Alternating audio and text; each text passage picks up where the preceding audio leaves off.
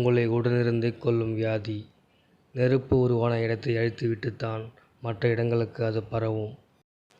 நீங்கள் கோபப்பட்டால் என்னவாகும், உங்கள் உடலில் என்னென்ன மாற்றங்கள் நிகழும் என்பதை பற்றி கூறும் பதிவுதான் இது. ஹாய், வணக்கம். இது உங்கள் கதைப்போம் விதைப்போம் தமிழ் சேனல். வாருங்கள், கோபத்தை பற்றி கதைக்கலாம்.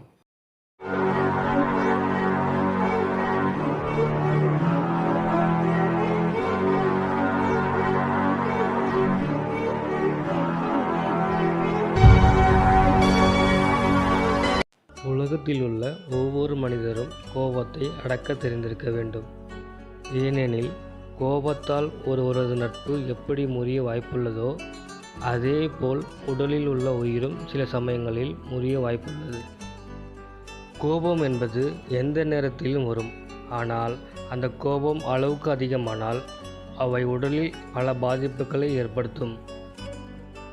உதாரணமாக, மன அழுத்தம், இதய நோய், இரத்த அழுத்தம், தலைவலி, போதிய தூக்கம் இல்லாமை போன்ற நோய்கள் வரலாம். இனி கோபத்தால் வரும் பிரச்சனைகளை ஒவ்வொன்றாக காணலாம். மன அழுத்தம். கோபம் அதிகம் வந்தால் மன அழுத்தம் அதிகமாகும். மன அழுத்தம் அதிகமானால் நீரிழிவு, மன இறுக்கம், இரத்த அழுத்தம் போன்ற பிரச்சனைகள் ஏற்படுத்திவிடும். இதய நோய். கோபத்தின் காரணமாக ஏற்படும் படபடப்பு மற்றும் அதிகப்படியான இதய துடிப்பு போன்றவை இதயத்திற்கு பெரும் பாதிப்பை ஏற்படுத்தும். சில சமயங்களில் அவை இதயத்திற்கு மிகவும் ஆபத்தான விளைவை ஏற்படுத்திவிடும். தூக்கமின்மை. எப்போது கோபப்படுகிறோமோ அப்போது உடலில் உள்ள ஹார்மோன்களானது சுறுசுறுப்புடன் இருக்கும். இதனால் சரியான தூக்கம் கூட வராது. மேலும் உடலுக்கு வேண்டிய ஓய்வானது கிடைக்காமல் எளிதில் நோய்களானது உடலை தாக்கும். சில சமயங்களில் தூக்கமின்மை ஒருவரை பைத்தியமாக கூட மாற்றிவிடும். உயர் இரத்த அழுத்தம். உயர் இரத்த அழுத்தமானது பல காரணங்களால் நிகழ்ந்தாலும் அதில் கோபமும் ஒன்று. அதிலும் எப்போது கோபம் வருகிறதோ அந்த நேரமே உடலில் இரத்த அழுத்தமானது உடனடியாக அதிகப்படியான அளவில் அதிகரிக்கும். அவ்வாறு உடனே அதிகரிக்கும் போது இதயமானது பெருமளவில் பாதிக்கப்படும். சுவாச கோளாறு. சுவாச கோளாறான ஆஸ்துமாவால் பாதிக்கப்பட்டவர்கள் கோபப்படும் போது சரியாக சுவாசிக்க முடியாது. ஆகவே ஆஸ்துமா உள்ளவர்கள் அதிகம் கோபப்பட வேண்டாம். இல்லையெனில் அது மூச்சடைப்பை ஏற்படுத்தி உயிருக்கே ஆபத்தை ஏற்படுத்தும். தலைவலி. எப்போது கோபம் வருகிறதோ அப்போது இரத்த அழுத்தம் அதிகமாவதால் மூளைக்கு செல்லும் இரத்த குழாயானது அதிக அளவில் மூளைக்கு வேகமாக இரத்தத்தை இழுத்துச் செல்லும். மூளையில் ஒருவித அழுத்தம் ஏற்பட்டு அது தலைவலியை உண்டாக்கும்.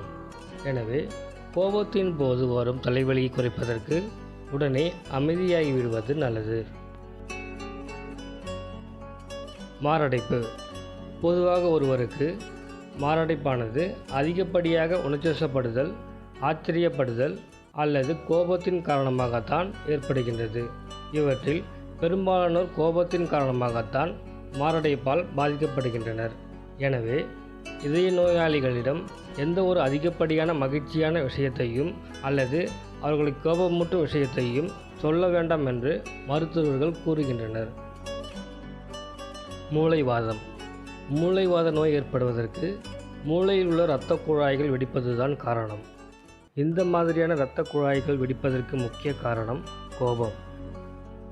ஏனெனில் கோபத்தினால் இரத்த அழுத்தமானது அதிகப்படியாக இருப்பதால் அவை இரத்த குழாய்களை சில சமயங்களில் வெடிக்கச் செய்து உயிரை பறித்துவிடும். எனவே எப்போதும் அதிகப்படியான கோபம் கொள்ளக்கூடாது. அது மட்டுமல்ல, கோபம் சில சமயங்களில் பக்கவாதத்தை கூட ஏற்படுத்தி விடுகிறது. மேற்கண்ட காரணங்களை பார்த்தீர்கள் அல்லவா?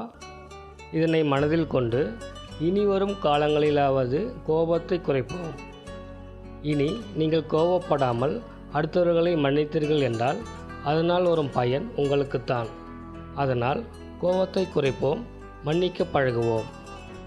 இந்த வீடியோவில் கோபத்தால் வரும் பிரச்சனைகளை பார்த்தோம்.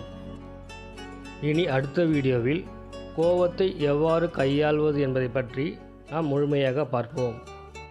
நன்றி, வணக்கம்.